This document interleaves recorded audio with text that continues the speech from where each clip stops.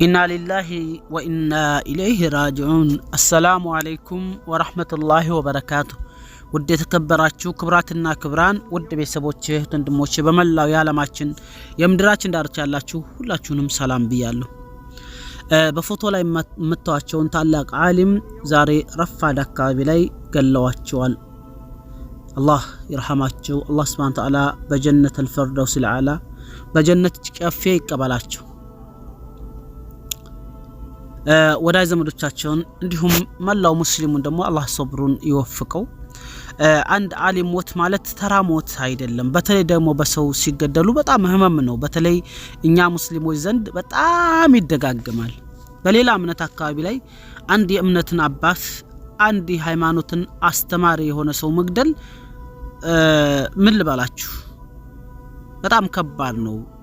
እኛ ሙስሊሞች ዘንድ ግን ቀላል ነው። በቃ ይገደላል፣ ዝም ይባላል። ትክክለኛ ፍትሃው የሚሰጠው አካል የለ። ያዛሉም ተይዘውም ፍርድ ሲሰጣቸው አላየን፣ ወይም እርምጃ ሲወሰድባቸው አላየን። በጣም ብዙ እኮ ዑለማዎች ተገለዋል አይደል? የቅርብ ጊዜ ትዝታ ማለት ነው። በጣም እኔም እንኳን ብዙ ሰርቻለሁና ዝም ይባላል። ሰውየውን ካልናቁ አጥሩን አይነቀንቁና ነውና ዑለማዎች እንደ ቀላል ይገደላሉ። ጠያቂ ወይም ደግሞ ፍትህ የሚያሰጣቸው ሰው የለም። የአንድ ሰሞን ጩኸት ይሆናል።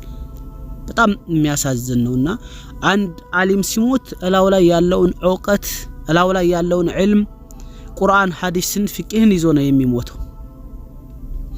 አንድ ሰው ከአምላኩ አላህ Subhanahu Wa Ta'ala ጋር የሚተዋወቅበት መንገድ ይዞ ነው የሚሞተውና አላህ Subhanahu Wa Ta'ala ይርሐማቸው፣ በጀነት ይበስራቸው፣ ጀነትን መኖሪያቸው ያርግላቸው እያልኩኝ ወደ ዋናው ጉዳይ የት ነው የሞቱት በማን የገደላቸው የሚለውን ሰፋ ያለ ጽሁፍ አለ፣ አጠር አድርጌ አነብላችኋለሁ። ከዛ በፊት ግን ውድ ቤተሰቦቼ በተለይ ሙስሊማቶች ትላንትና ያው ለኢድ አሁለታ ነው፣ ዛሬ ሁለት ቀኛው ነው። ኢድ ሸዋል 3 ነው 4 ነው ዛሬ ማለት ነው። እንግዲህ ኢድ ከትላንት ወዲያ ነው ማለት ነው። ያው በጽሁፍ ብቻ ነው እንኳን አደረሳችሁ አልኳችሁ። ያው በድምጽ ቪዲዮም ስላልሰራሁኝ ቢያልፍም ያው እንኳን አደረሳችሁ ለ1446ኛው ዓመት ሂጅራ። ይሄንን ያላገኙ በጣም ብዙ የሰው ልጆች ስላሉ እናንተ ደግሞ አላህ መርጧችሁ ይሄን ኢድ ስላደረሳችሁ አልহামዱሊላህ በሉ፣ እንኳን አደረሳችሁ ልላችሁ እወዳለሁኝ። በተረፈ ለኔም ዱአ እንድታደርጉልኝ፣ ምክንያቱም እኔም ወደ ሀገሬ ገባለሁ ብዬ መጨረሻ ውሳኔ ላይ ደርሻለሁኝ። ኢንሻአላህ ሰሞኑን ደግሞ ኸይር ነው፣ እኔም ቪዲዮ ሰራለሁ። በደረስኩበት ሁሉ አሳውቃችኋለሁኝ። ኢንሻአላህ ተዓላ እናንተም በዱአችሁ እንዲሁም የሚገጥመኝን መጥፎም ነገር ሆነ ደግ ነገር ያሳያችሁ ወደ ሀገሬም ገብቻ ያለውን ነገር ምንድነው የሚለውን ስደት ላይ እንግዲህ ብዙ ተንከራተትን፣ ደከመን ካሁን በላይና ለማንኛውም ሰሞኑ ቪዲዮ ስለምሰራላችሁ አላስረዝመውም። ላይክ ሼር እያደረጋችሁ ወደ ዋናው ጉዳይ ልለፍ። መልካም ቆይታ። ውድ ቤተሰቦቼ ይሄ መረጃ ወጣው አዱኛ ሙጬ ነው። አዱኛ ሙጬን ታወቃችሁ።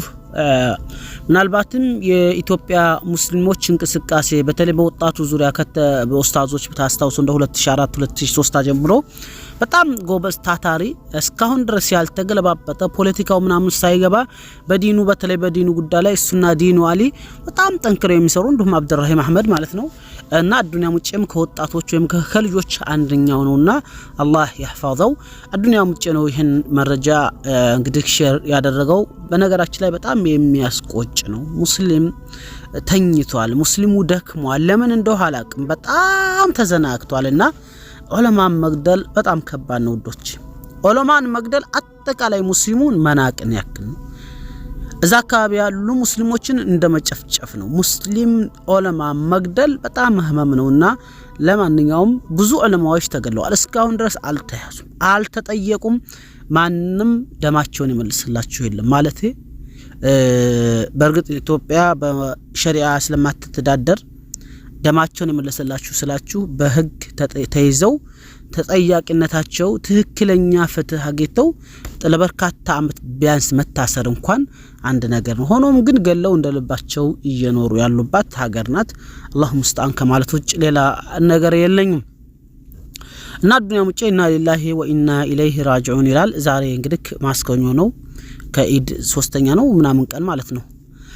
ዛሬ ማስከኞ 23/07/2017 ረፋዱ ላይ በደሴ ከተማ ፒያሳ ቤታቸው አካባቢ ከታች በምስሉ የምታዋቸው ሸህ ከነባል ቤታቸው በጥይት ተደብድበው ህይወታቸውን ለመታደግ ወደ ሆስፒታል የተወሰዱ ቢሆንም ህይወታቸውን ለማትረፍ የደረሰባቸው ጉዳት ከባድ በመሆኑ ህይወታቸው ሊያልፍ ችለዋል ይላል። ኢና ሊላሂ ወኢና ኢለይሂ ራጂዑን። መትረፍ አልቻሉም ማለት ነው። ያኒ አላህ ይርሐማቸው ጀነተል ፊርደውስ አልአላ ይበላቸው። ያውም ከተማ ውስጥ ነው ጎበስ። መቼም ደግሞ ሲሰሙ በጣም የሚያሳዝን በጣም ልብ የሚሰብር ነው። ገዳይ የሁለተኛ ፖሊስ ጣቢያ አባል በቁጥጥር ስር ይዋል አይዋል እስካሁን የታወቀ ነገር የለም። ባለቤታቸውም በከፍተኛ ሁኔታ ቆስላ በደሴ ሪፈራል ሆስፒታል ድንገተኛ ክፍል ሕክምና የተደረገላት ይገኛል ይላል ማለት ነው። አላህ ይርሐማቸው፣ እሷንም አላህ ያሽራት። እንዲሁም መላው ደሴን ሙስሊም ወይም በአጠቃላይ ሙስሊማቶችን አላህ ሶብሩን ይወፍቃቸው እላለሁ ማለት ነው። ምክንያቱም ከባድ ነው። በነገራችን ላይ ደሴ ላይ ጎልደን ሆቴል ነው ምናምን የሚባል ሰሞኑን በተለይ ትላንትና ኢድ ሶላት እንዳይሰግዱ ብዙ ሴራዎችን አስሮ ነበር። አሁን ለታ ሶላት ላይ ማለት ነው። ምናልባት በጣም በብዙ ሚዲያ ሲንሸራሸር አይታችኋልና አንዳንድ በጣም ሙስሊሙን ጥላቻ ጫፍ የደረሱ ሰዎች አሉ። ለምን እንደው አላቅም። እነሱን የሚነካቸው የለ፣ ሙስሊሙ ሶላትን ሲሰግድ የሚነካው ነገር የለ ወይ ሌላ እምነትን አያንቋሽሽ በስነ ስርዓት ነውና፣ ግን አንዳንድ በቃ እስላምን እንደ እንትን የሚጠሉ ሰዎች አሉ። ይሄ ደግሞ ምን ከምን እንደሆነ የመነጨ እንደሆነ አላቅም። ሆኖም ግን ዛሬ እነዚህ ታላቅ ዓለም ተገለዋል። ትላንትና ሌላ ደግሞ አንድ መረጃ እዛው ደሴ ላይ የኢትዮ ቴሌኮም 3 ሰራተኞች ተይዘዋል። ኔትወርክን በማጥፋት ኔትወርክን ጥፍት አድርገው 3 ሰራተኞች ተይዘዋል ማለት ነው። ሙስሊሙ መረጃ እንዳይለዋወጥ፣ ሙስሊሙ እንዳይደሰት። ምን ትላላችሁ? ትናንትና ማብራት በየቦታው ጠፍቶማ የኢድ ቀን የዋለው በኢድ ማግስት እኮ ነው የመጣው ማብራት ተጠፍቶ እና በዚህ በተለያዩ ትልልቅ የመንግስት ተቋም ኢትዮ ቴሌኮምን ጨምሮ ማብራት ኃይልን ጨምሮ ሌሎችም ትልልቅ ድርጅቶች ከመንግስት ሰራተኝነት ጀምሮ በጣም ሴራ ይሰራል። ሙስሊሙ የተሳተፈም አይደለም፣ ራሱንም ያስከበረም አይደለም። በጣም ችግር አለበት። ወላሂ ያማል። የኢድ ቀን ጠብቀው። በነገራችን ላይ በሌላው እምነት ተከታይ ጊዜ በዓል ላይ እንኳን ማብራት ሊጠፋ ውሃ እንኳን በስነ ስርዓት በሽበሽ ነው የሚደረጉት ብለዋል። ውሃ ማብራትም ሰው መእመናኑ ወይም ደግሞ አማኙ እንዳይቸገር አማኙ እንዳይንገላታ እየተባለ፣ በእኛ በሙስሊሞች ጊዜ ግን ማብራት ጥፍትፍት በየቦታው ኔትወርክ እንዳይሰራ ድርግ። ኢትዮ ቴሌኮም እንዳልኳችሁ ሰራተኞቹ 6 ናቸው፣ 3 ነው አልኳችሁ 6 ናቸው ታስረዋል። ያኔ ምናልባት ትክክለኛ ፍትህ ያገኙ አያገኙ አናቅም። ምናልባትም በውስጥ ባለው ደባ ሴራ ይፈቱም ይችላሉና እንደዚህ ማብራትንም ጥፍት በቃ ኔትወርክንም ለምን ሙስሊሙ እዛ ውስጥ የለው ማስተዋጡ የሆነ በቃ ከሁሉ ነገር የተገለለ ነው። ዛሬም ድረስ ከድሮ ስርዓት በርግጥ ይሻላል። አሁንም ድረስ ግን ትክክለኛ ያለውን ቦታ እያገኘ አይደለም። አልጀዚራ ትናንትና የኢትዮጵያ ሙስሊም 30.3% ነው ብሏል ማለት ነው። 30% እንደ ኢትዮጵያ ሙስሊም። ከዛ በኋላ ጩኸት ሲበዛበትና መረጃ ስህተት ነው ሲባል ቁጥሩን አንስቶ ጽሁፉን ብቻ እንትናለ ኢትዮጵያ ሙስሊሞች ከኢትዮጵያ ህዝብ ብዛት አንፃር 30% ናቸው ብሎ 30% ያኔ ከመቶ ሰው 30 ሰው ምናምን ነው ሙስሊም ብሎ ለጥፎ ከዛ በኋላ እንደገና ሲጮህበት ኢትዮጵያ ሙስሊም እርግጠኛ ሆኜ የምነግራችሁ ሙስሊም የሌለበት አካባቢ አንድ የለም። ከዛ አነሳው ማለት ነውና ዛም ድረስ ነው የህዝብ ቆጠራ የለ ወይ ምን የለና ሙስሊሞች ዛሬም ቢሆን መንቃት ራሳችንን ማስከበር አለብን። በመናምን ተዘር ምናምን እያለን ከምንባላ አላህ Subhanahu Wa Ta'ala ማለት ማስቆጣት ነው። ዝም ብሎ ባት የምትጉስ ማለት ዲናችን እንዲከበር፣ ቁርአን እንዲከበር፣ ሐዲስ እንዲከበር፣ ሙስሊሟ በሂጃቧ ተከብራ ትምርቷ እንድትማር፣ ቂራአቷ እንድትቀራ፣ በየቦታው መስጂድ እንዲኖር። መስጂድ የሌለበት እኮ ስንት ቦታ አለ። ዳላላ አዲስ አበባን ስም በሰሙ በምንድነው ስሙ የተሰየሙ? ብዙ ጉዳዮች አሉና በዚህ ጉዳይ ላይ ሁላችንም በደንብ አድርገን አትኩረን ልንሰራ ይችላል። የሁላችንም የቤት ስራ ነው። ላንዱ የምንተው ወይ ደግሞ አንድ ሰው ብቻ የምንጠብቅበት ጉዳይ የለም። ሌላችሁ ወዳለው ሞቱትን አላህ ይርሐማቸው፣ የቆሰሉትን አላህ ያሽራቸው እያልኩኝ እንዲሁም መላው ወዳጃቸውን ዘመድ አዝማዶቻቸውን ደግሞ አላህ ሶብሩን ይወፍቃቸው እላለሁ። በተረፈ እንግዲህ ለኔም ዱዓ እንድታደርጉልኝ አላህ ካለ በቅርብ እገባለሁኝ።